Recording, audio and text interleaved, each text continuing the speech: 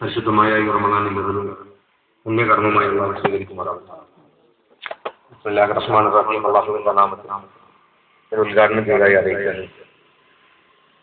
കേരളത്തിലെ എല്ലാ മേഖലകളിലും ഗ്രാമങ്ങളും നഗരങ്ങളും ഒക്കെ നിരവധി റിലീഫ് പ്രവർത്തനങ്ങളാൽ നിറഞ്ഞു നിൽക്കുന്ന ഒരു സന്ദർഭമാണ് ഈ പരിശുദ്ധമായ റമദാൻ. റമദാനിൽ മറ്റുള്ളവരെ സഹായിക്കാൻ ശ്രമിക്കുക എന്നത്, മറ്റുള്ളവർക്ക് സഹായങ്ങൾ എത്തിക്കുന്നത് മറ്റേതൊരു കാലത്തെക്കാളും പുണ്യമായ ഒരു കാര്യമാണെന്നത് കൊണ്ടാണ് ആവേശത്തോടുകൂടെ നമ്മളുടെ പ്രവർത്തകർക്ക് ഇത് ഏറ്റെടുക്കുന്നത്. റമദാനിനെ ഒരു ആരാധനാക്രമമായി മാത്രം സ്വീകരിക്കുന്നതിന് പകരം എല്ലാ അർത്ഥത്തിലും, വിശുദ്ധമായ റമദാനിന്റെ എല്ലാ അർത്ഥത്തിലും അതിനെ ആരാധനകളുടെ മാത്രമല്ല, ദാനകർമ്മങ്ങളുടെയും സത്കർമ്മങ്ങളുടെയും ഒക്കെ ഒരു വലിയ പ്രവർത്തനമാക്കി റമദാനിനെ പരിപോഷിപ്പിക്കാൻ ഇത്തരം റിലീഫ് പ്രവർത്തനങ്ങൾ കൊണ്ട് സാധിക്കാറുണ്ട്. പാവങ്ങളെ സഹായിക്കണം, വിധവാ പെൻഷനുകൾ വാങ്ങിക്കൊടുക്കണം, വാർദ്ധക്യകാല പെൻഷൻ വാങ്ങിക്കൊടുക്കണം എന്നൊക്കെ ഒരു പാർട്ടിയുടെ അതിന്റെ നിലപാട് വിശദീകരിക്കുന്ന ആദ്യത്തെ പ്രമേയത്തിൽ മഹാനായ ഖായിദ് മില്ലത്ത് മുഹമ്മദ് ഇസ്മായിൽ സാഹിബ് എഴുതിവെക്കുകയുണ്ടായി. ലോകത്തിൽ ഒരുപക്ഷെ ഒരു പൊതുപ്രവർത്തന രംഗത്ത്, പാർട്ടി പ്രവർത്തന രംഗത്ത് അത്തരമൊരു ആവേശവും ആവശ്യത്തോടു കൂടി പറന്നു പോകുന്ന രാഷ്ട്രീയ പാർട്ടി ഉണ്ടാവില്ല. അത് എല്ലാ കാലത്തും സ്വീകരിച്ചുകൊണ്ട്, ഈ നാട്ടിലെ ഏത് കാലത്തും അത് സ്വീകരിച്ചുകൊണ്ടാണ് മുസ്ലിം ലീഗ് പാർട്ടി ഇന്ന് വരെ അത് മുന്നോട്ട് കൊണ്ടുപോയിട്ടുള്ളത്. ആ അർത്ഥത്തിലാണ് കേരളത്തിലെയും മുസ്ലിം ലീഗിന്റെ പ്രവർത്തകന്മാർ ഇത്തരമൊരു റമദാൻ മാസത്തിലും ഈ പ്രവർത്തനം നടത്തുന്നത്. അള്ളാഹുവിന്റെ പ്രവാചകൻ സല്ലല്ലാഹു അലൈഹി വസല്ലം തങ്ങൾ നമ്മളോട് പറഞ്ഞത് നോമ്പിനെ ഒരു അനുഭവമാക്കണമെന്നാണ്.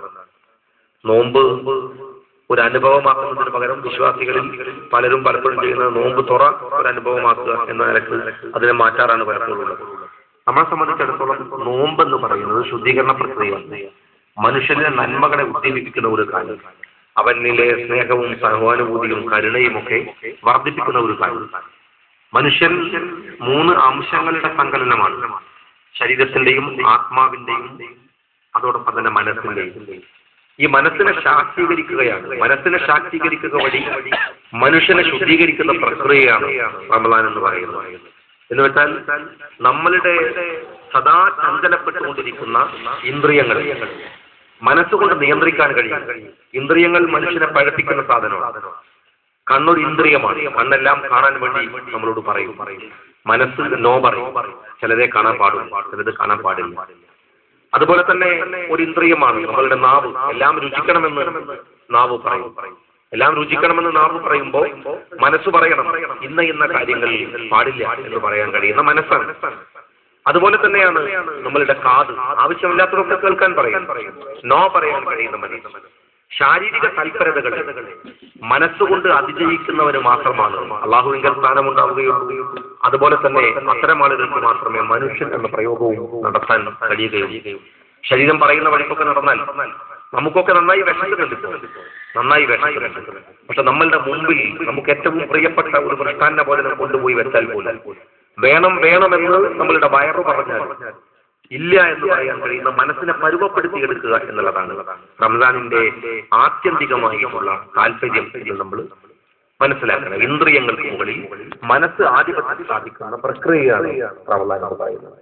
അതോടൊപ്പം തന്നെ നിരവധി കാര്യം ഞാൻ കടക്കല്ല, നമ്മൾ മനസ്സിലാക്കേണ്ട കാര്യം, നമ്മൾ പലരും കരുതുന്നത് നോമ്പ് പ്രഭാതം മുതൽ പ്രദോഷം വരെയാണ് നോമ്പെന്നാണ്, റമദാൻ എന്നാണ്. അങ്ങനെയല്ല. അതുകൊണ്ട് എന്ത് ചെയ്യും, രാവിലെ മുതൽ വൈകുന്നേരം വരെ നമ്മൾ പട്ടിണി കിടത്തും. പിന്നെ നോമ്പ് തുറന്നാൽ അതുവരെ പട്ടിണി കിടത്തിയ അള്ളാഹുവിനോട് പകരം വീട്ടുന്ന മാതിരിയാണ് പിന്നെ നമ്മൾ പെരുമാറുന്നത്. പിന്നെ ഒരേ ഒരു തീറ്റയാണ് അത്. പിന്നെ നേരം പുലരുന്നത് വരെ തിന്നുന്നതാണ്. നോമ്പ് തുറന്നൊക്കെ പറയുന്നത് മഹാ അക്രമമാണ് നമ്മളുടെ നാട്ടിൽ. ഈ കണ്ണൂരിൽ പ്രത്യേകിച്ച് ഞാൻ പറയാറുണ്ട്, കണ്ണൂരുകാരുടെ കല്യാണം പേര് കേട്ടതാണ്, കണ്ണൂരുകാരുടെ സൽക്കാരം പേര് കേട്ടതാണ്, നോമ്പ് തുറ അതിനേക്കാൾ പേര് കേട്ടതാണ്.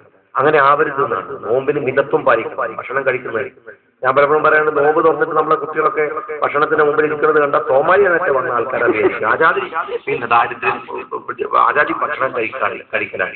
ഭക്ഷണം കഴിക്കുന്നതിന് ഒതുക്കം ഉണ്ടാവണം, എല്ലാത്തിലും ഉണ്ടാവണം. ഒരു ദിവസം ഒരു നോമ്പ് തുറ കഴിയുമ്പോൾ എത്ര ഭക്ഷണമാണ് വേസ്റ്റായി പോകുന്നത് എന്ന് നമ്മൾ ആലോചിക്കണം. നോമ്പ് കൊണ്ട് കിട്ടുന്ന പുണ്യം അങ്ങനെ നഷ്ടപ്പെടുത്തുന്നവരാണ് നമ്മൾ പലപ്പോഴും. അങ്ങനെ ആവരുത്. നോമ്പ് എന്ന് പറയുന്നത് ഒരു പട്ടിണി കിടക്കലല്ല, ജീവിതത്തെ ക്രമീകരിക്കലാണ്. നമ്മുടെ ചിന്തയെ, നമ്മളുടെ വികാരങ്ങളെ, നമ്മളുടെ വിചാരങ്ങളെ, നമ്മളുടെ പ്രവർത്തനങ്ങളെ, നമ്മളുടെ ബിഹേവിയറിനെ, അതിനെയൊക്കെയും ശുദ്ധീകരിക്കുന്ന ഒരു പ്രക്രിയയാണ്.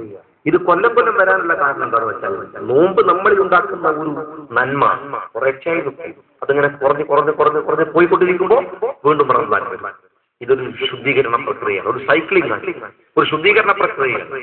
മനുഷ്യന്റെ മനസ്സിനെ, ഹൃദയത്തെ ശുദ്ധീകരിക്കാനുള്ള ഒരു കാലമാണ്. ആ അർത്ഥത്തിൽ രാവും പകലും റംസാൻ എന്ന അർത്ഥത്തിൽ ഉൾക്കൊണ്ടുകൊണ്ടായിരിക്കണം നമ്മൾ പ്രവർത്തിക്കേണ്ടത്. മുസ്ലിം ലീഗിന്റെ പ്രവർത്തകന്മാർ, KMCC പ്രവർത്തകന്മാർ നടത്തിയിട്ടുള്ള ഈ പ്രവർത്തനം തീർച്ചയായും റംസാനിന്റെ സ്പിരിറ്റിനെ ഉൾക്കൊള്ളുന്നതാണ്, മറ്റുള്ളവരെ സഹായിക്കാൻ ഉള്ള ഒരു സമയമാണ്. കാരണം അങ്ങനെയാണ് കരുണ, മറ്റുള്ളവർക്ക് കാരുണ്യം ചെയ്തു കൊടുക്കുക, മറ്റുള്ളവർക്ക് വേണ്ടി പ്രവർത്തിക്കുക. കാരണം നമ്മൾ പറഞ്ഞുകൊണ്ടേയിരിക്കുന്ന ഒരു കാര്യമാണ് റഹ്മു മനസ്സിലാവുക, റഹ്മുക്കും മനസ്സിൽ സമാധാനം. ഭൂമിയിൽ കരുണ ചെയ്യുന്നവരെ അല്ലാഹു ആകാശത്ത് കാത്തിരിക്കും. എന്തിനാണ്? അവർക്ക് കരുണ കൊടുക്കാൻ, അവർക്ക് ചെയ്തു കൊടുക്കുക കാത്തിരിക്കുമെന്നാണ് പ്രവാചകൻ സല്ലല്ലാഹു അലൈഹി വസല്ലം തങ്ങൾ അതേ നാമം കൊണ്ട് പറയുന്നുണ്ട്. ഇവിടെ കരുണ നിങ്ങൾ ചെയ്യുന്നില്ലേ, അള്ളാഹു നിങ്ങളോട് ചെയ്യുമെന്ന് വിചാരിക്കുന്നത്. അള്ളാഹു കാരുണ്യവാനാണ്, പക്ഷെ കരുണ ചെയ്യുന്നവരോട് മാത്രമേ അള്ളാഹു കരുണ കാണിക്കൂ. ഒരു ഗിവ് ആൻഡ് ടേക്ക് പോളിസിയാണ് കരുണ.